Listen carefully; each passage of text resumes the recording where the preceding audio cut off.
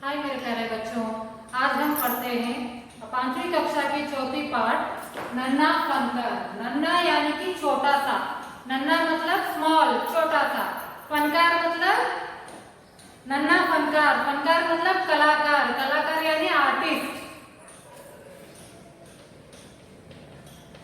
Artist को हम हिंदी में क्या कहते हैं? फनकार कहते हैं। इसमें जो कलाकार है वो कौन सा है? नन्हा है। नन्हा मतलब छोटा सा एक कलाकार है। तो उसके बारे में अब हम पढ़ते हैं। वह लड़का एक चौकोर लाल पत्थर के पास बैठ गया। एक लड़का था, वो क्या कहाँ पर बैठ गया था? चौकोर पत्थर यानी जो स्क्वायर शेप में होता है ऐसे, तो इसको चौकोर बोलते हैं। चारों फोर एडजस्ट रहते हैं ना, तो उसको चौकोर बोलते हैं। तो चौकोर पत्थर के पास बैठ गया। उसने जल्दी जल्दी कोई प्रार्थना बुदबुदाई और चैनी हथौड़ा उठाकर अपने काम में जुट गया। तो उसने जल्दी जल्दी क्या किया?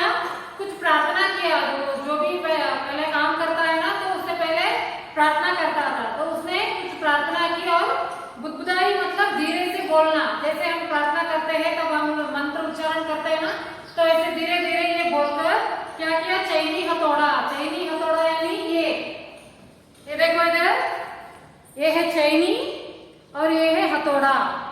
हैमर बोलते हैं ना वो, ये जो आर्टिस्ट लोग लेकर करते हैं ना, वो इसको चैनी हथौड़ा बोलते हैं। तो इसको लेकर वो कहाँ पे बैठ गया? चौकोर पत्थर के सामने बैठ गया।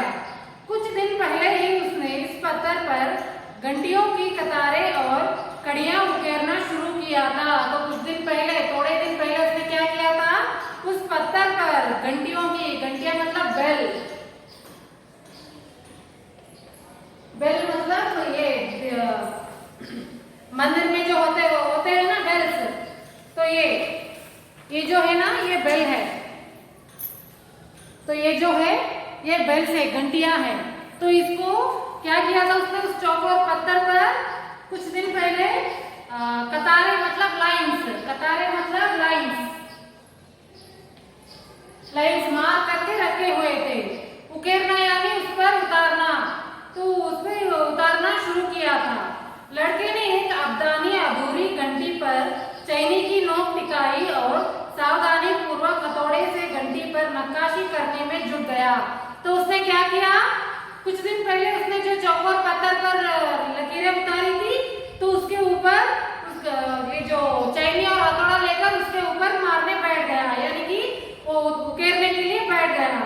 नक्काशी यानी कि पत्थर पर चित्र, जब पहले उसको आर्टिस्ट लोग जब भी उसको उस पत्थर पर कुछ करना चाहते हैं, तब उस पर एक मार्क लगा के बैठते हैं, तो उसको नक्काशी बोलते हैं, यानी कि नक्काश बोलते हैं वैसा। हथौड़े के वार से पत्थर पर जो कटाव उभरता, उससे पत्थर की किरची के चित्रा जाती और वहां आंखें सिकोड़ लेता। तो क्या होता? जब भी वो उस पत्थर पे मारने लगता तो छोटे छोटे पत्थरे पड़ते रहते थे। तो उसने वो क्या करता था? अपने आंख बंद कर लेता था, क्योंकि आंखों में ना पड़े। साथ साथ धीमी आवाज में वह कुछ गुनगुनाने भी लगता। तो क्या करता था? वो जब भी काम करता था तो वो कुछ गुनगुनाने लगता था। गुनगुनाना मतलब हम करना, वो कुछ गाना वो बोलते बोलते वो अपना काम करता था। साथ साथ धीमी आवाज में वह कुछ गुनगुनाने भी लगता था। उसके चारों ओर दूसरे संगतराश भी अपने अपने काम में डूबे हुए थे। संगतराश यानी उनके फ्रेंड्स, जो वही काम करते थे ना, तो वही काम करने वालों को संगतराश कहते। तो उनके साथ वो काम करते हुए बैठ गया। केशव 10 साल का था और अभी अपना काम सीख ही रहा था। तो वो लड़का कौन था? केशव था। और वो क्या सीख रहा था? वो काम करना सीख रहा था। पिताजी एक बार करके दिखा देने पर वह सीधी लकीरें वाले और घुमावदार डिजाइन उकेर सकता था। तो उसके पिता उसको सिखाते थे, तो थोड़ा थोड़ा उसको सिखाते थे, तो उनकी सिखाए हुए राह पे वो करता था। जैसे कि वो छोटे छोटे लकीरें खींचते, तो ये उस पर घुमावदार डिजाइन उकेरता जाता था। अब तक उसने नक्काशी का जो भी काम किया था, उनमें से इन घंटियों को बनाना ही सबसे ज्यादा मुश्किल था। अब तक वो जितना भी नक्काशी काम किया था ना, तो उसने ये घंटियां बनाने का, घंटियां यानी बेल, तो घंटियां बनाने का काम ही बहुत मुश्किल था। ये देखो इधर ऐसे करता था वो। पहले छोटे छोटे लकीरें खींचकर उसके ऊपर ऐसे घुमावदार डिजाइन बनाकर बैठता था। और फिर केशव जानता था कि एक दिन तो ऐसा जरूर आएगा जब वह बहुत बारीक जालियां, महीन नफीस बेल बूटे, कमल के फूल, लहराते हुए सांप और इटलाकर चलते हुए घोड़े ये सब पत्थर पर उकेर पाएगा, ठीक उसी तरह जैसे उसके पिता बनाते हैं। तो ये घंटियां बनाने का काम उसको बहुत मुश्किल था और धीरे धीरे आगे करते करते वो और भी कुछ काम सीखना चाहता था, जैसे कि लहराता हुआ सांप, बारीक जालियां और फिर कमल के फूल, ऐसे कुछ आदि बनाने का वो सीख रहा था। कई साल पहले जब वह पैदा भी नहीं हुआ था, उसके माता पिता गुजरात से आगरा आकर बस गए थे। जब ये पैदा भी नहीं हुआ था तो तब इनके माता पिता कहाँ पर आके सेटल हो गए थे? गुजरात के आगरा के पास आकर उधर सेटल हो गए थे। बादशाह अकबर उस वक्त आगरे का किला बनवा रहे थे और केशव के पिता को यही काम मिल गया। तो क्या हुआ था, एक बार जब वो गुजरात में आकर सेटल हो गए थे आगरा के पास, तो उधर अकबर ने कौन सा किला बनवाने का काम चालू किया था। तो उधर ही इनके माता पिता को एक काम मिल गया। केशव का जन्म भी आगरे में ही हुआ था। तो उसका जन्म कहाँ हुआ था? आगरा में हुआ था। उसे गुजरात के पुश्तैनी गांव जाने का तो कभी मौका ही नहीं मिला। तो पुश्तैनी गांव यानी उनका खानदानी गांव, उनके खानदानी लोग कहाँ पे रहते हैं ना, तो उसको पुश्तैनी कहते हैं। तो पुश्तैनी गांव में जो इसको जाने का मौका ही नहीं मिला। आगरे की गलियां और अब सीकरी, बस यही उसका घर था। तो क्या हुआ, आगरा जो ये इनके माता पिता आगरा में रहते थे ना, तो उनके उधर की गलियां ही इसका घर बन गया था। चारों ओर हो रही चैनी हथौड़ों की टक टक कड़कड़ के बीच केशव को किसी के कदमों की आहट भी न सुनाई पड़ी। तो क्या हो रहा था, उसके चारों ओर वही चैनी हथौड़ों का आवाज आ रहा था, क्योंकि उधर कार्यक्रम चल रहा था ना, तो उधर सिर्फ उसी का आवाज आ रहा था। तो इस आवाज के पीछे उसको कुछ भी सुनाई नहीं दे रहा था। इसीलिए अचानक कानों में एक आवाज पड़ने पर वह चौंक गया। माशाअल्लाह, ये घंटियां कितनी सुंदर है, तुमने खुद बनाई है? किसी ने क्या पूछा उसको? माशाअल्लाह, यानी ओ माय गॉड कहते हैं ना, तो ऐसा। तो माशाअल्लाह, ये कितने जो घंटियां बना रहा था ना, देखो इधर ये लड़का जो घंटियां बना रहा था ना, ये बहुत खूबसूरत लग रहे थे। तो उससे किसी ने पूछा कि कितने खूबसूरत है ये घंटियां। पीछे मुड़कर केशव ने आंखें उठाई तो उसे एक आदमी दिखा। तो उसने क्या किया, उसने पीछे मुड़कर देखा, ऐसे पीछे बैक साइड मुड़कर देखा, तो उसको कौन दिखाई दिया? एक आदमी दिखाई दिया। बेशक मैंने ही ये घंटियां बनाई है, क्या मैं आपको पत्थरों पर नक्काशी करता नजर नहीं आ रहा? तो उस लड़के ने क्या बोला उसको, उस आदमी को, क्या आपको दिखाई नहीं दे रहा कि ये काम मैं ही कर रहा हूँ? देखते नहीं, मैं ही पत्थर को तराश रहा हूँ। केशव ने बड़ी तल्खी से जवाब दिया। तो उसने क्या कहा, केशव ने, उस लड़के का नाम केशव था, तो उसने उस आदमी को क्या जवाब दिया? देखते नहीं, ये इस पत्थर पर मैं ही तराश रहा हूँ। तो ऐसे कहता है, ऐसे जवाब दिया। दिखता तो है, पर तुम इतने छोटे लगते हो ना, वह आदमी हंसते हुए बोला। तो उस आदमी ने क्या बोला, ये तो बच्चा छोटा था ना, तो इसीलिए उस आदमी ने क्या बोला, हाँ दिखता तो है, पर तुम ये इतने छोटे हो, क्या तुमने ये बनाई है? ऐसे पूछता है। मैं 10 साल का हूँ। कितने साल का था ये लड़का केशव? 10 साल का था। 10? अच्छा।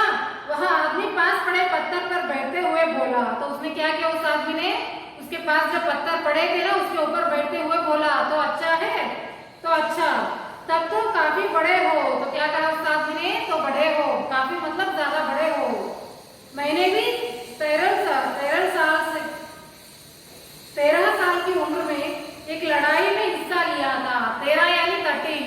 तो उसने, उस आदमी ने क्या किया था? 13 साल की उम्र में, यानी उसके 13 एज में उसने एक लड़ाई में हिस्सा लिया। अब केशव उस आदमी को अच्छी तरह देख पा रहा था। तो आदमी को, केशव उसके सामने बैठने से वो अच्छी तरह देख रहा था। उसकी उम्र रही होगी 30 से ऊपर। उम्र यानी एज,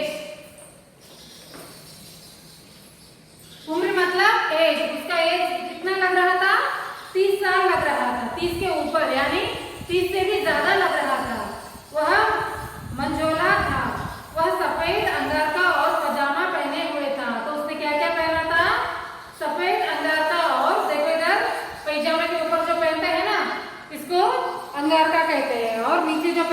पजामा कहते हैं। और उसके लंबे बाल गहरे लाल रंग की पगड़ी में अच्छी तरह से ढके हुए थे। उसके क्या थे? लंबे बाल, बाल यानी हेयर। तो उसके बाल कैसे किसमें ढके हुए थे? ये देखो इधर, ये जो लाल रंग का पगड़ी है ना, तो इसके अंदर ढके हुए थे। और लगता है कोई बहुत बड़ा आदमी है। केशव ने उस आदमी के गले में पड़ी बड़े बड़े मोतियों की माला और उंगलियों की अंगूठियों को देखते हुए सोचा। तो उसने क्या देखा? उस आदमी के गले में क्या थी? मोतियों की माला थी। देखो इधर, इधर दिखाई दे रहा है ना मोतियों का माला।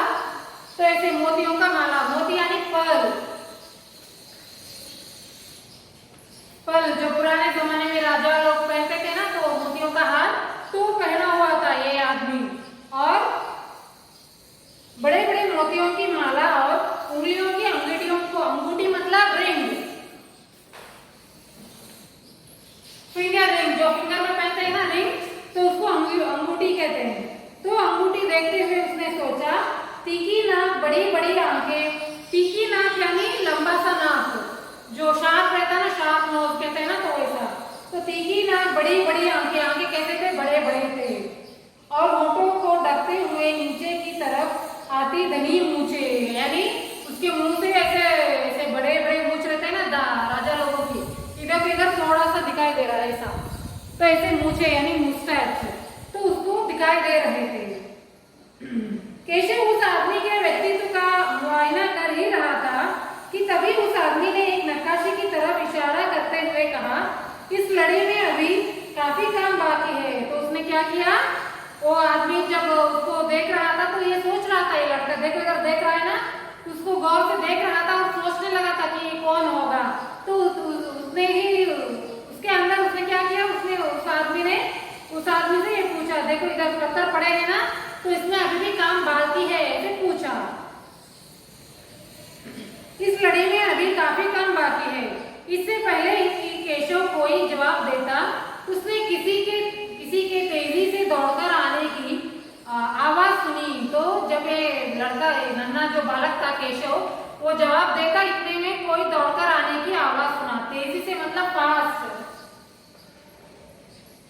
तेजी यानी फास्ट, फास्ट से कोई दौड़कर, दौड़कर मतलब रन करते हुए आया। यह और कोई नहीं, महल का पहरेदार था। कौन था पहरेदार? पहरेदार यानी वॉचमैन। कौन था? वॉचमैन था, पहरेदार। जब राजाओं के जमाने में डोर के तरफ एक लंबा सा लकड़ी पकड़े हुए रहते थे ना, तो उसको पहरेदार कहते। तो वो आया, हुजूर माफ करें, मुझे आपके आने का पता ही नहीं चला। तो क्या कहते हैं? राजा को हुजूर कहते हैं। देखा होगा आप लोगों ने, तो कोई फिल्म पर या राजा की कहानियों में सुना होगा, तो राजा को क्या कहते हैं? हुजूर कहते हैं। तो हुजूर माफ करें, तो माफ करना मतलब एक्सक्यूज करना, मुझे आपके आने का पता ही नहीं चला। तो उनके आने का उसको कुछ भी पता ही नहीं चला। हाफते हुए उसने कहा, हाफना मतलब शिवरिंग करना, तो डरकर उसने कहा। फिर वह मुड़कर भौचक से खड़े केशव को घूरते हुए बोला, बेवकूफ। बेवकूफ यानी इडियट। क्या कहते हैं? इडियट कहते हैं। बेवकूफ मतलब इडियट। तो उसने क्या कहा? बेवकूफ, खड़ा हो, हुजूरे आला के सामने बैठने की जरूरत कैसे की तूने? झुककर सलाम कर इन्हें। तो क्या बोला उस पहरेदार ने? ये जो आदमी खड़ा था ना इसके सामने, ऐसे सफेद अंगार का और पगड़ी पैजामा पहने हुए खड़ा था ना, तो जो वो कौन थे? वो एक राजा थे। तो उसने क्या कहा? ये बेवकूफ है, जो राजा है इसके सामने तुम बैठे हो, खड़े हो जाओ। तुम्हें जरूरत कैसे की तूने बैठने की? जरूरत मानी धैर्य। तो कैसे की? ऐसे बोला, झुककर सलाम कर, यानी बेंड होकर उसको प्रणाम करो। अब केशव का माथा टनका। तो उसने क्या किया? माथा टनकना मतलब ऐसे झुककर बोला। उसे कुछ समझ आ रहा था। तो उसको क्या हुआ? कुछ समझ में आ रहा था। और समझ मतलब अंडरस्टैंड होना।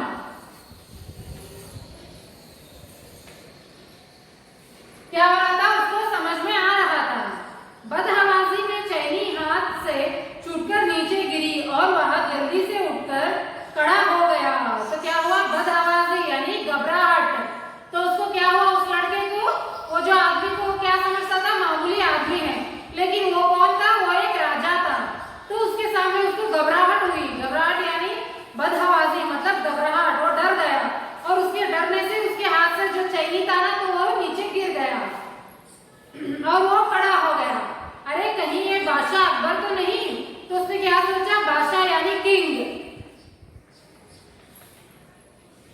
बादशाह मतलब किंग, तो वो क्या सोचता है, ये बादशाह अकबर तो नहीं। यहाँ ख्याल आते ही उसने झुककर सलाम किया और खरगोश की सी कातर नजरों से अकबर को देखने लगा। तो क्या हुआ, वो क्या समझता था, उसको कुछ मामूली आदमी समझता था। तो वो क्या, कौन था, वो एक राजा थे, राजा अकबर। तो कौन थे, राजा अकबर है। कौन है, ये राजा अकबर है। तो राजा अकबर को देखकर वो घबराहट से उसके हाथ से चैनी नीचे गिर गई और उसने क्या किया, झुककर सलाम किया। सलाम करना मतलब प्रणाम करना।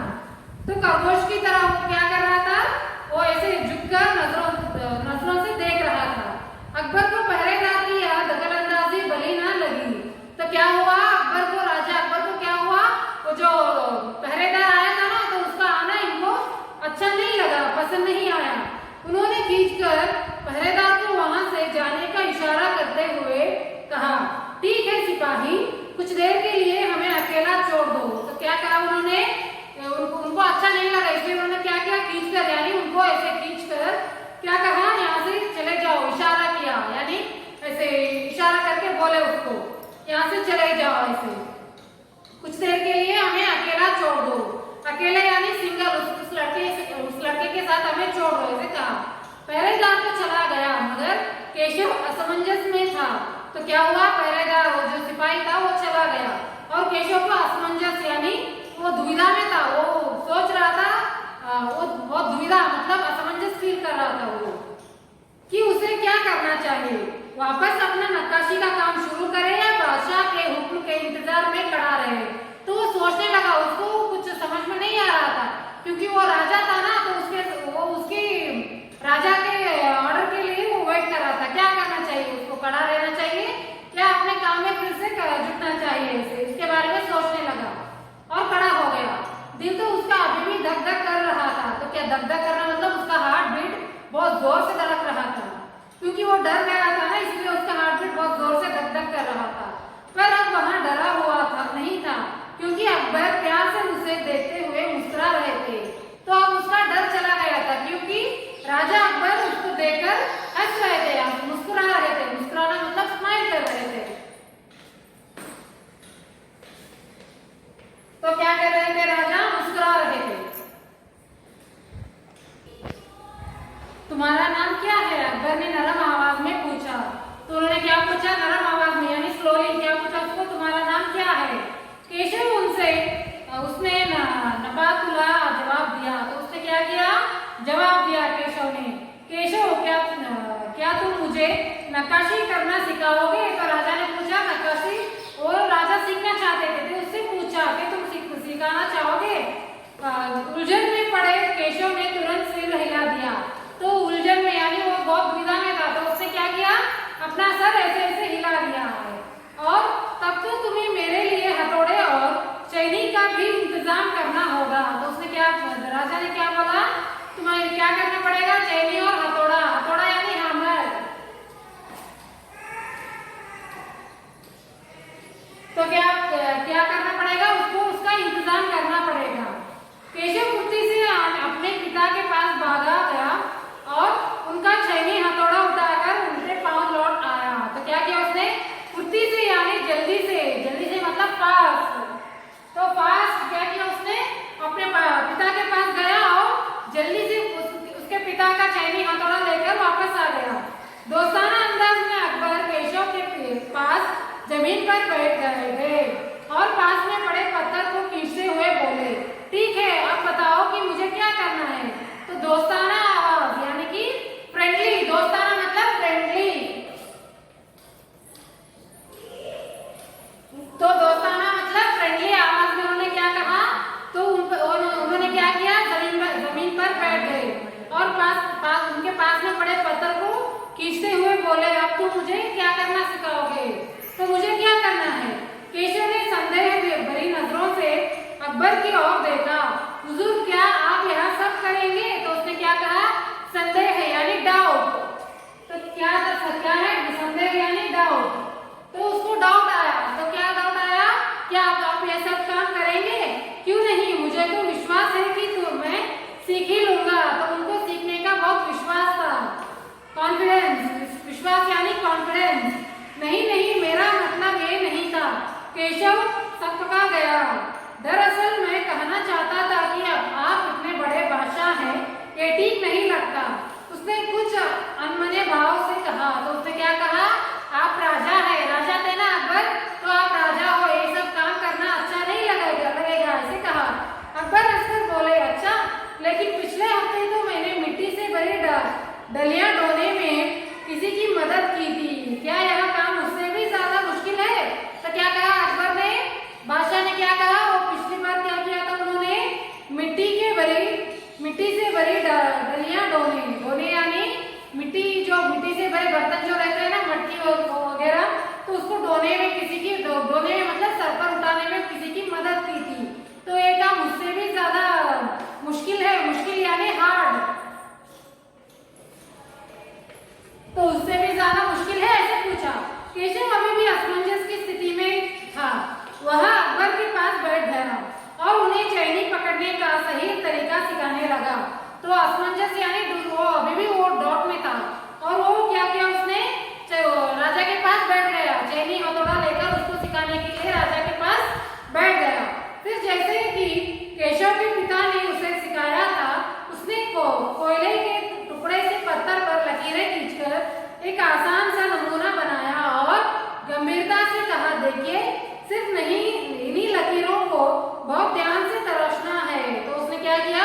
जैसे कि शुरू में उनके पिता सिखाए थे, कोयले के टुकड़ा, कोयला मतलब जो लकड़ी जलाने के बाद जो आता है ना, तो उसको कोयला कहते हैं।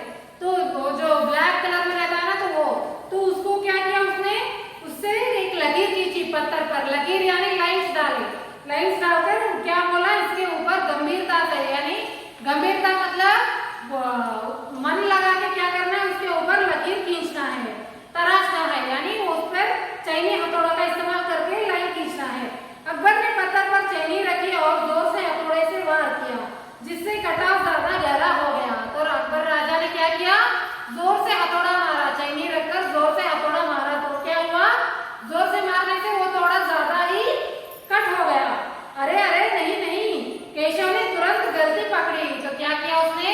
तुरंत क्या बोला? तुरंत यानी इमीडिएटली उसने क्या कहा? नहीं, ऐसे नहीं करते, हथौड़े को आहिस्ता से मारना है, आहिस्ता यानी स्लोली।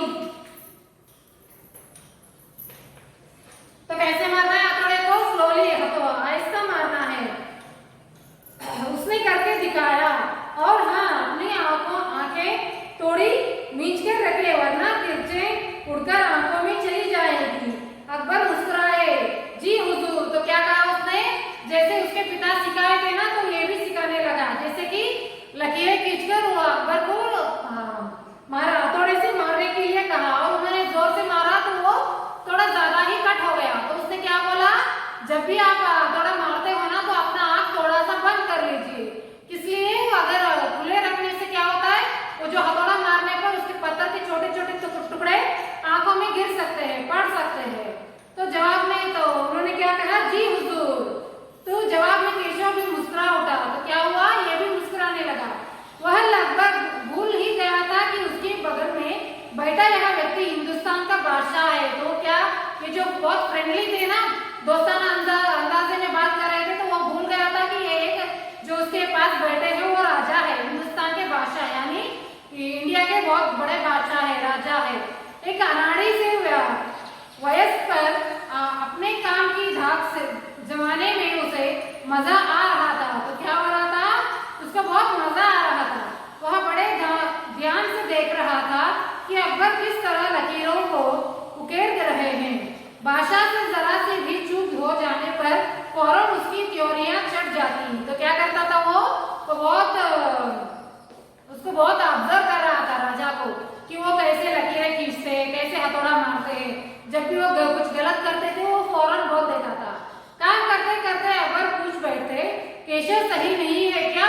और केशव सिर हिलाकर अपनी असहमति जता देता। तो क्या करते थे ये राजा?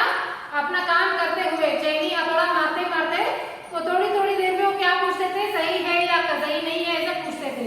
तब केशव क्या करता था? सिर हिलाकर, ऐसे सिर हिलाकर उसको अगर अच्छा है तो अच्छा बोलता था, नहीं तो ऐसे हिलाता था। अकबर इत्मीनान से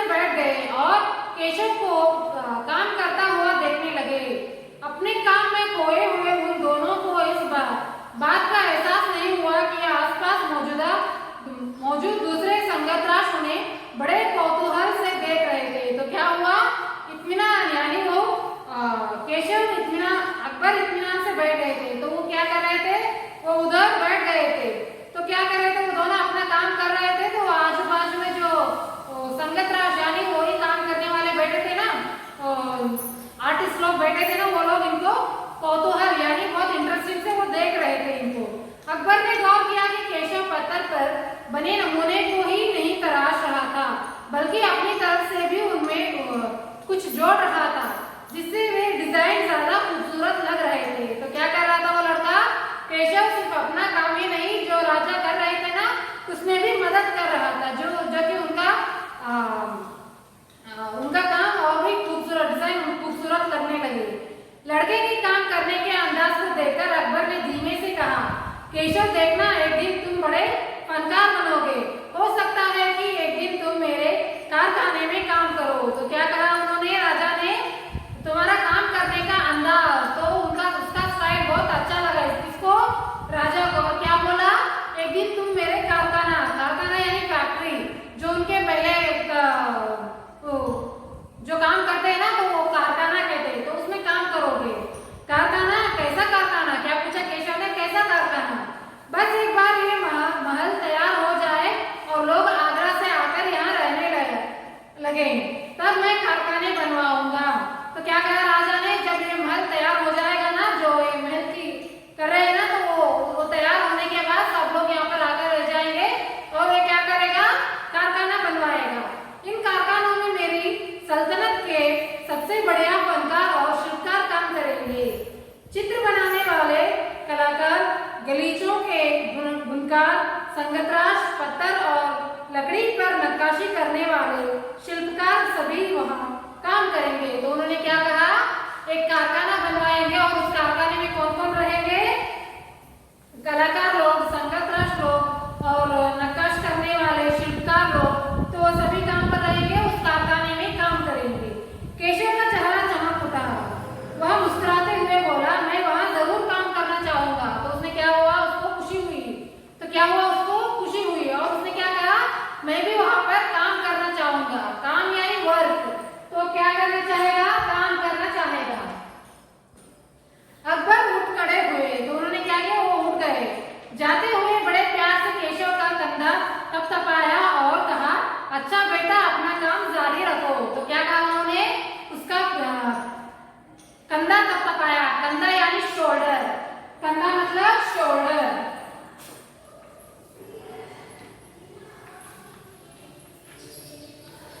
कंधा मतलब शोल्डर, शोल्डर थपथपाना मतलब ऐसे कंधे पर ऐसे हाथ रखकर उन्होंने क्या कहा? अच्छा बेटा तुम अपना काम जारी रखना। यानी जारी मतलब कंटिन्यू करना। हुजूर क्या आप दोबारा आएंगे? केशव ने बड़ी उत्सुकता से पूछा। मैं जरूर आऊंगा केशव। तो उसने क्या पूछा? केशव ने क्या आप फिर से आओगे ऐसे पूछा, उत्सुकता यानी इंटरेस्ट से। तो उसने क्या कहा कि राजा ने? मैं जरूर आऊंगा। फिर तो पूरे दिन संगत राशों के बीच केशव की धूम मची रही। वह बार बार बादशाह से हुई अपनी मुलाकात सबको सुनाता रहा। तो उसने क्या किया? केशव ने राजा के चले जाने के बाद उसके संगत राज यानी जो भी वो उसके काम कर रहे थे ना, उसके फ्रेंड लोग, तो उनसे वो राजा से हुई मुलाकात के बारे में बोलने लगा। रात हो चली थी, केशव बहुत थका हुआ था पर आंखों में नींद कहाँ। वहां धीरे से अपने पिता के बिस्तर में घुस गया। तो क्या किया उसने? रात हो गई थी तो उसने क्या किया? बहुत थक गया था। थकना मतलब बहुत टायर्ड हो गया था। तो क्या हुआ? उसको नींद नहीं, उसके आंखों में नींद नहीं आ रही थी। वो तो राजा को देखा था ना, इसलिए उसको नींद नहीं आ रहा था। वह धीरे से अपने पिता के बिस्तर के अंदर, बिस्तर मतलब बेड, जो उसके बेड के अंदर घुस गया। पिता ने मुस्कुराकर कहा, तुम तो अभी से इतने प्रसिद्ध हो गए। प्रसिद्ध यानी बहुत प्रसिद्ध होना, सब लोग उसको जानते थे। बादशाह सलामत ने कहा है कि एक दिन मैं बहुत बड़ा कलाकार बनूंगा। तो क्या बनेगा ये? राजा ने क्या कहा? एक दिन ये बहुत बड़ा कलाकार यानी आर्टिस्ट। क्या बनेगा? एक दिन ये बहुत बड़ा आर्टिस्ट बनेगा।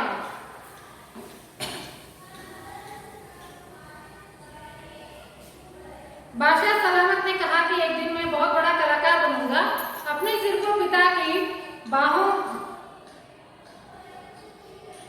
के सहारे टिकाकर केशव धीरे से बोला, हमारे बादशाह बहुत ही नेक इंसान है। बिल्कुल सही, पिता ने कहा। कुछ सोचकर केशव ने पूछा, बाबा एक बात बताओ, बादशाह के पास आगरा में एक से बढ़कर एक खूबसूरत महल है, फिर वे सीकरी में यह